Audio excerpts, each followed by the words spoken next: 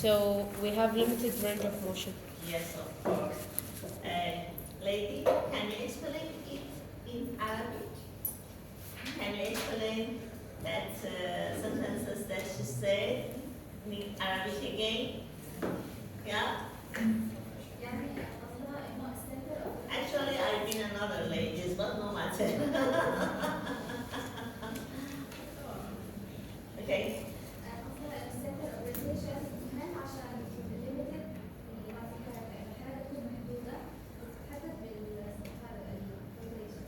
Okay, are you agree? Because I don't understand what she said. It's okay? Yeah. Okay? And you can repeat again. You. Can you repeat this concept again?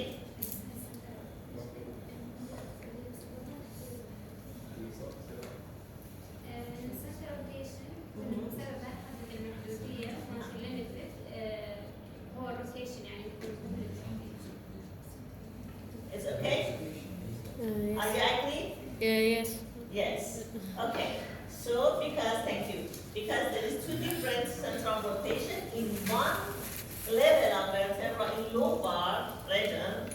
One is located in the central intervertebral disc, another is located on middle part of the spinal process. And so they have no more range of motion. It is contrast with the thoracic vertebra that both of the central rotation are superimposed on together, and so we have a very good range of rotation in this region. Okay, come back to the lumbar region.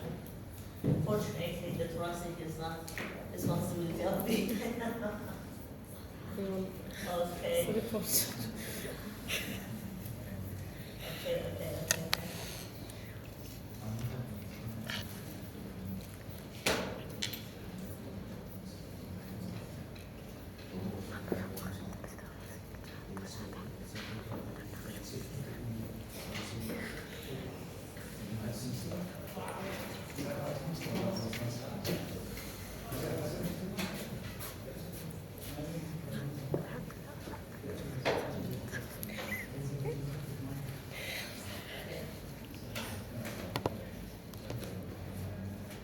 Okay, there is a very important junction in the lumbar vertebra that is between S1 and L5. It's named L5-S1 junction.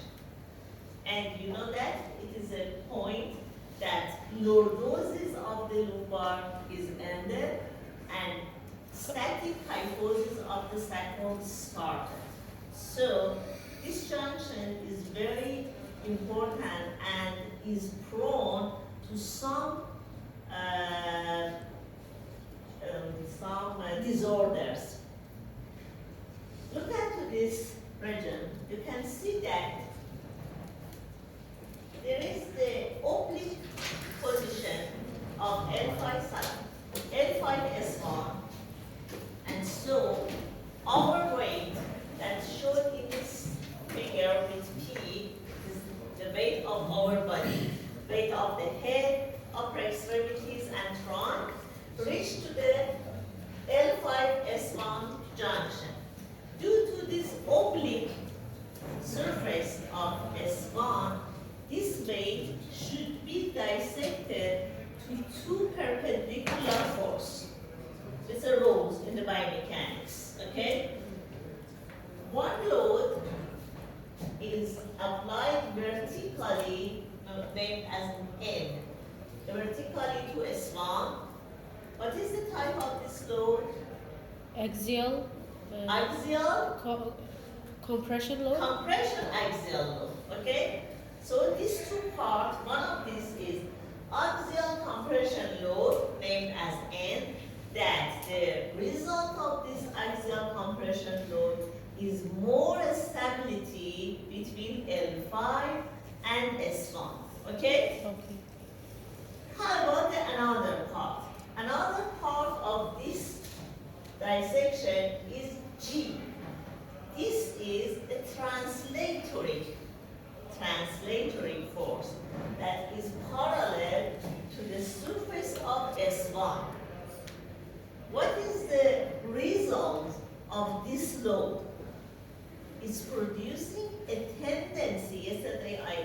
explain to you tendency. Tendency for anterior sleeping of L5 on S1. Okay? Produce tendency. Tendency is maybe. Okay. Yesterday you say maybe. For vertebra L5. L5 on S1, sleeping or sliding toward anterior in L5 on S1. Why? Because it is our weight. Normally it divided two perpendicular load. One is axial compression providing more stability, another providing a tendency for sleeping.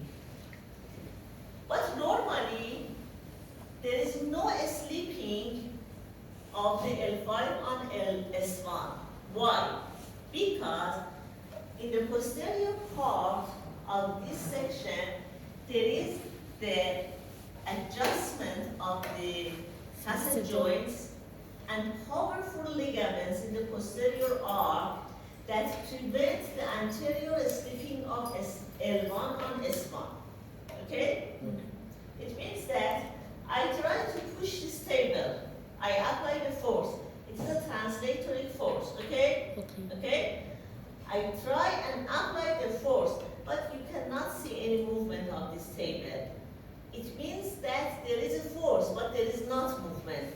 It means not that there is not force because we didn't see any movement. It is two different concepts. If there is not movement, it doesn't mean that there is no force. In our body, usually there is force, but sometimes there is no movement. It is a tendency. Why there is not movement? Because the equal forces in both sides, is happen, and the system is in the equilibrium. So there is no movement. It is a normal. Okay? In abnormal conditions, that there is too many reasons that abnormal condition was happened in our body. This posterior load that prevents the anterior sleeping of L5 is not enough. And there is some rupture or fracture in the posterior adjustment of the facet joints. And so a sleeping of L5 on L1 is happened.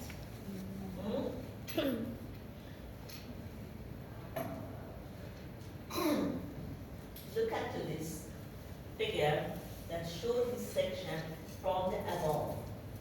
This cross-section area of joint between the L5 and sacrum or S1 from the above. You can see here that it is L5 on the sacrum and it is the facet joints that connect together, and these forces are equal together in the normal position and everything is okay. But if there is some problem and exaggerated forces that push the L5 toward anterior, this condition will be happening.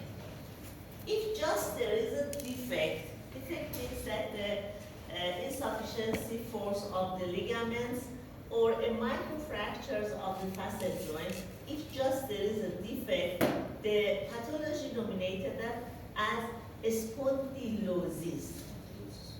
And if the sleeping really happened, the terminology is spondylolysis. This figure shows you a spondylolysis. So the defect in the pars interarticularis of L5 and S1 that producing anterior sleeping of L5 on S1 named as spondylolisthesis.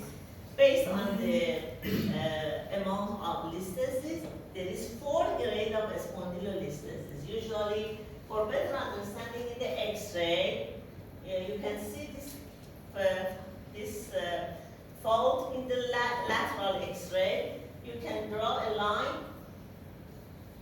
Actually, the surface of the sacrum should be divided to 4 sections, 4 equal sections. And if L5 has 25%, it is grade 1. If it has 50%, is grade 2. 75% is grade 3, and totally is grade 4. Okay, it's obvious. If a L5 has just 25%, it's grade 1. Usually, grade 1 has conservative treatment like physiotherapy, and grade 2 merely should be decided about the conservative or surgical, but grade 3 and 4 absolutely needs surgical intervention. Okay? So, this condition is very bad condition. In the X-ray, the best X-ray that demonstrating the dysfunction and defect in the pars interarticularis is oblique view. There is different types of X-ray. AP, lateral, and another in the spine is oblique view. In the oblique view, the facet drawings are clarified. And the figure that you can see in the oblique view is like that. It is totally different from the anterior or posterior view or lateral view. This figure, yeah, is named Scottish duck. Scottish duck. That in this figure you can find the neck of the Scottish duck that is here is the pars interarticularis. Okay, so if there is a fracture in the neck of this Scottish duck in the oblique view X-ray, you can diagnose that there is spondylolisthesis or listhesis based on the amount of light. I don't understand the difference between spondylolysis and spondylolisthesis. In a spondylolysis, just there is a defect without mobility, without Movement of the... Yeah. Just there is a defect. If a slipping was acute, this is spondylolisthesis. So the indicator of spondylolysis or spondylolisthesis is fracture in the neck of this Scottish duck. Okay. Okay. It's all things that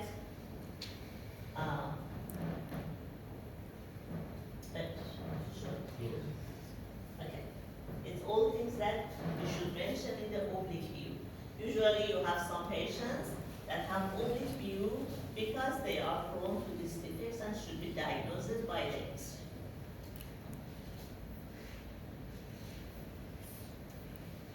The grade of the spondylolisthesis should diagnosed by physiotherapist or by X-ray specialist? Actually by the specialist, but the patients come to your clinics with their X-ray, and for the exercise prescription and manual therapy, you need to know which grade is happening. You know that maybe the diagnosis was done by the specialist or orthopedic surgeon, but usually they didn't inform you. Info just sent to you by the patient has low back pain. He or she not mentioned that what happened in the lower region. It is your duty to find it. As you know, the low back pain is not diagnosis. General term. No, it is chief complaint. It is chief complaint of the patient.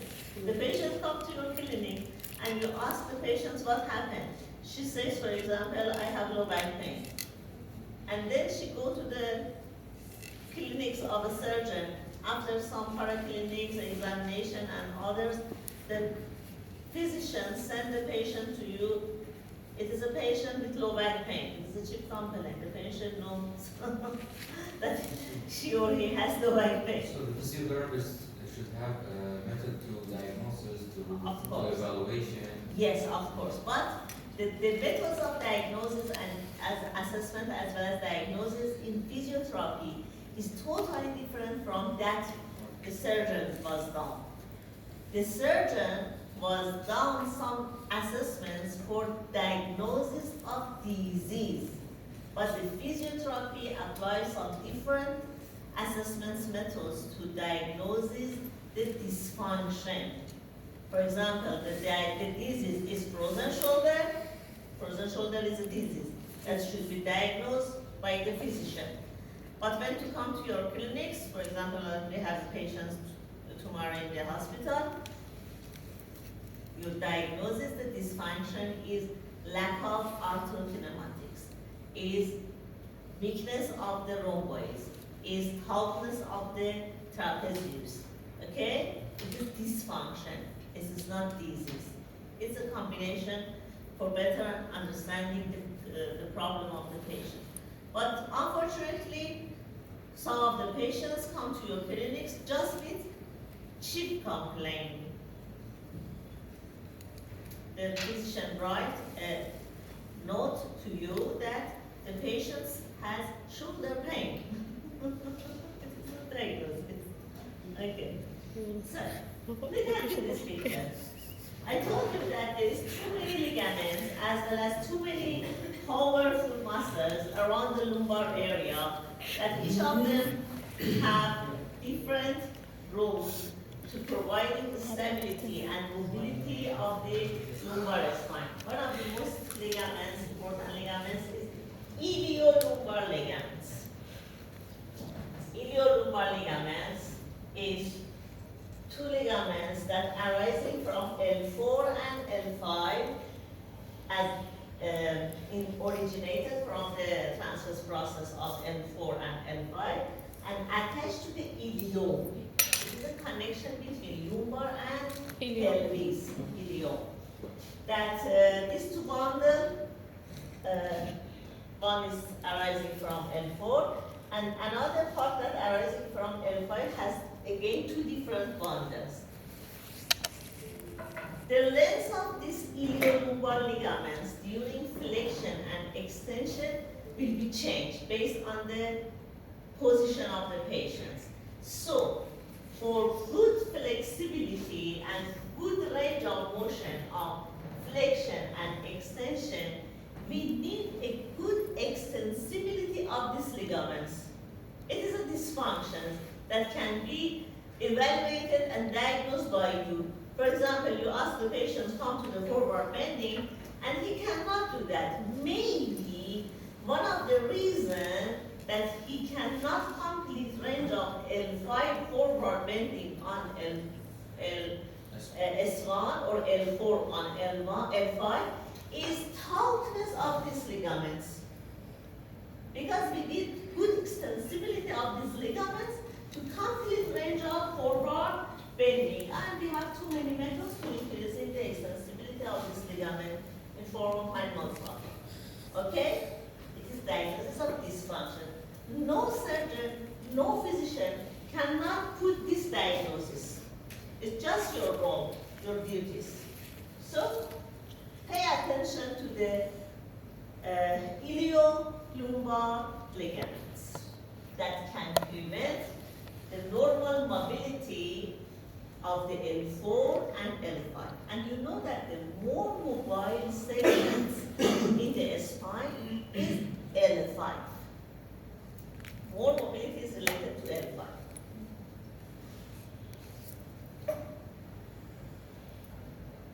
Another issue regarding these ligaments is equilibrium of these ligaments in right side or left side. You consider that the patient has different lengths and extensibility of this ligament in right side and left side. What's happened? Can you repeat the question? Suppose that a patient, for example, in the left side has more taut iliolumbar ligaments compared to the right side. Yes. In this situation, this side, because more tension, has tendency to come to lateral flexion. Because the lateral flexion is combined to rotation, so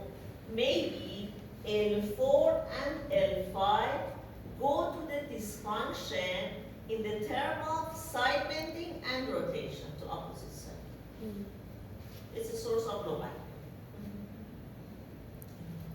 Very easy. In diagnosis is difficult. Okay? But just I am going to introduce you with this concept and with the concepts of how we can assess, diagnose, and treatment our patients. Yesterday, I think in the hospital, we had a cervical pain patient that just with mammography, his pain was relieved after some months.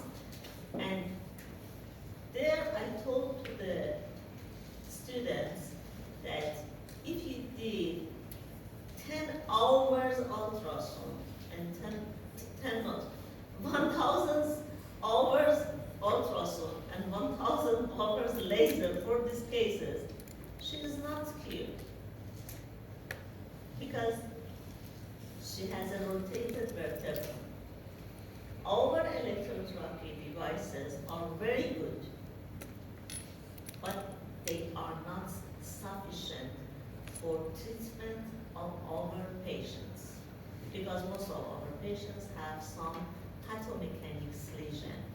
But with use of the electrotherapy, we decrease inflammation, we decrease pain, we change the extensibility of the tissues, but for realignment and switch from pathomechanics to normal mechanics, we need to know some manual therapy as well as some correct and proper exercise. Okay? So these concepts in this class that maybe is a little bit difficult. Yes, I agree? Yes. A little difficult, not more difficult. Yes. Yes. Yes. Yes. After the exam, I don't like to hear this course was difficult. No, this course was Difficult. difficult. But Not a little difficult, more difficult. It's the most difficult course. just 1 minute ago, all of them told me that it is not difficult. They are lying. They are lying. Actually, for me, it's easy. Easy. You need just concentration. You need just concentration and listen to me carefully. And all courses, not just your course. Yes, of course. But some courses is more. Some courses, the difference of biomechanics may be with some other course, for example, anatomy or other electrotherapy, is that if you don't listen to me, after the class you can read the content and understand it. But regarding to biomechanics, maybe you read for several times the text and didn't understand it. You should listen in the class and understand everything in the class. I try to provide it as simplest way, this concept, okay? So, okay, this explanation is for you. Every pages that I pass it is my words in another way. You can read them. Actually, we can't.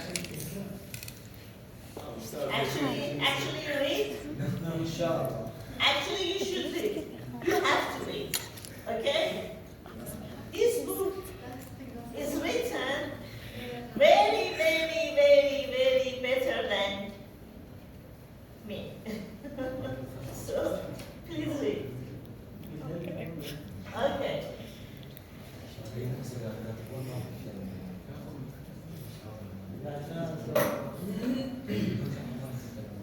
This is amazing.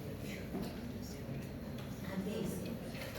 So originally it is written in French and then translated to English about 100 years ago. The first edition. About 100 years ago. But I teach this course for more than 20 years. Until now, I don't find any book like that. The figures is amazing. The explanation is amazing. All things mentioned on it. And usually, I use some of these pictures in my PhD courses, but with more explanation. I'm surprised that Kapanji, the writer of the author of this book, in 100 years ago, knows everything, but didn't mention all of them in the book. Just mention these figures. Just mention these figures. Okay? You see some figures, for example, this figure. This figure.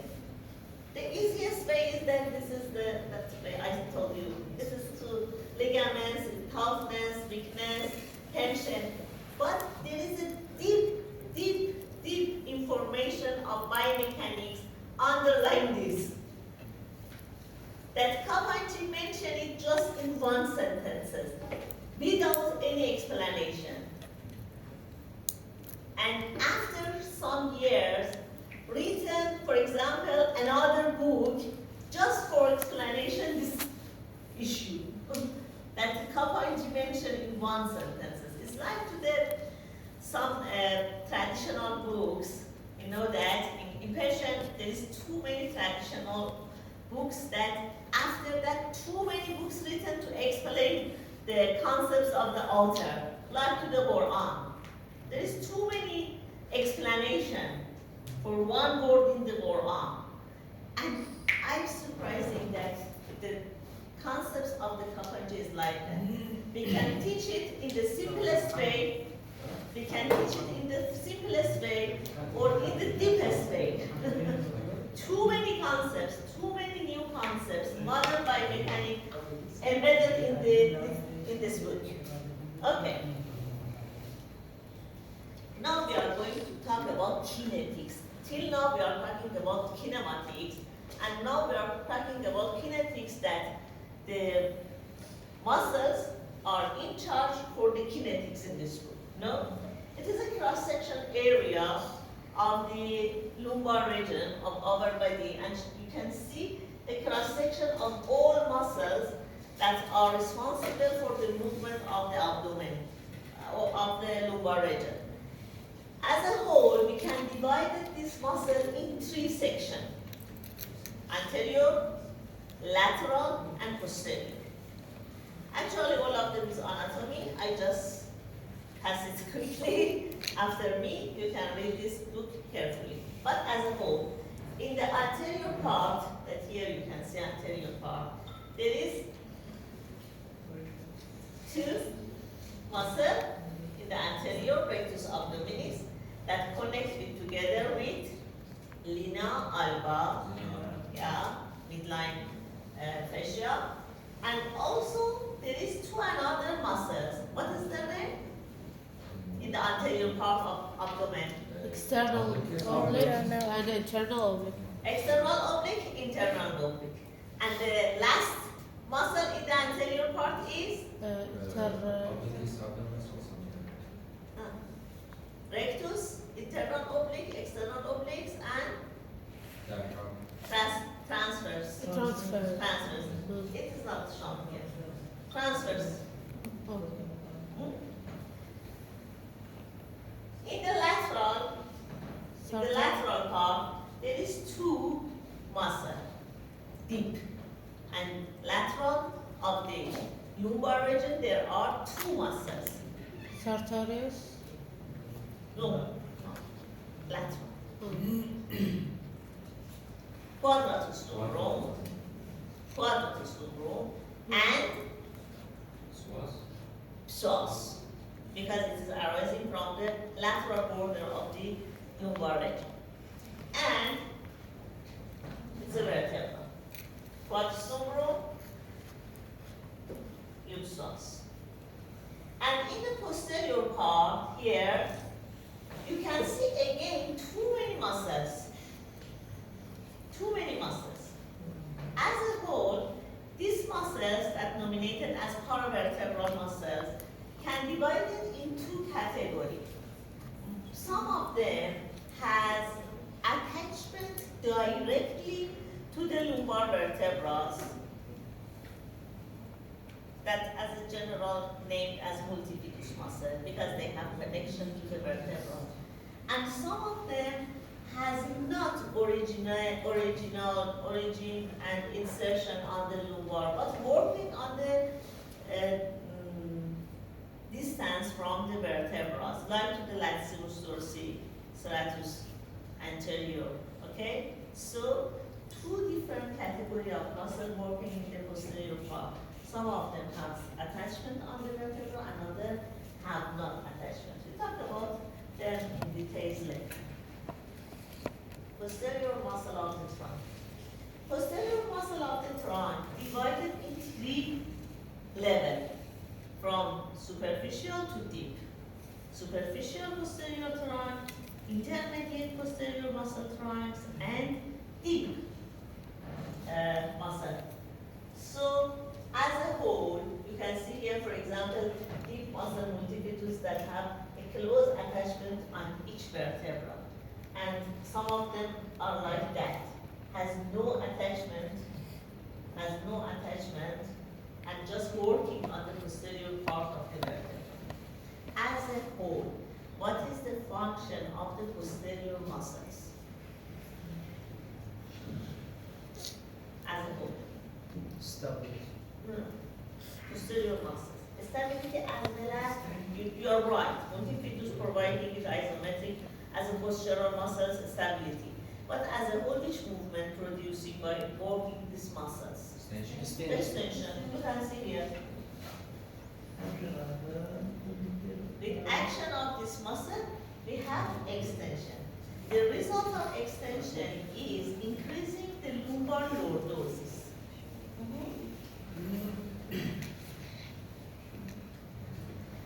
In this part, at the posterior part of the vertebra, there is some important vertebra.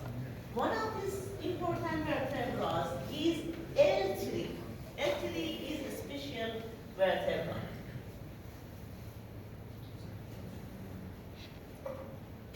Do you remember that yesterday I told you that L3 L3 is apex of lordosis. lordosis, and apex of lordosis should be correctly in their proper position.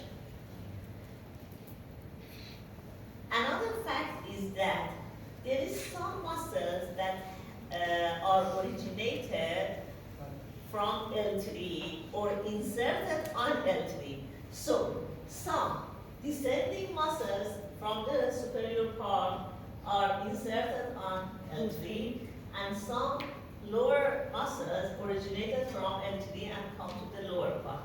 It means that the difference in the tension of these muscles that connected to L3 maybe change the position of L3. Are you agree? Yeah. Can you repeat this part? If the tension of these muscles that connect to L3 is changed, the position of the L3 is changed or not? Sure. Yes, because Sure. they. Sure. And the So- weakness of this muscle is affect. Hmm? The weakness of this muscle is Of course, because the tension will be decreased.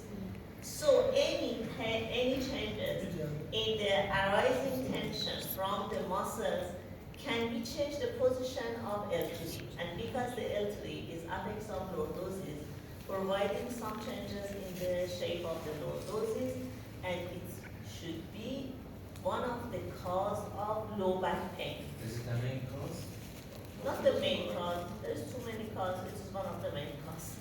So, if you like to rearrange the apex of lordosis, it is necessary to consider the tension of the muscles that attach to L3, and vice versa. It means that with the realignment of the L3, maybe the tension of the attachments of the muscles should be correct. So, it is very important that you know that any changes in the muscle contraction or muscle tonicity, muscle elongation, muscle tension in the posterior part that attached on the L3 can change the position of L3. Another important vertebra in this section is T12. What is the importance of T12? The importance of T12 is that T12 is a transitional vertebra. What is the meaning of transitional vertebra? It means that T12 is a location that thoracic kyphosis switch to lumbar lordosis. And when you look at T12 closer, you notice that superior facet joints orientation is similar to other thoracic vertebrae, and inferior facet joints are similar to the other lumbar vertebrae. So again, it is a specific vertebra here. That animal alignment of T12 may be providing some disorders for the patient.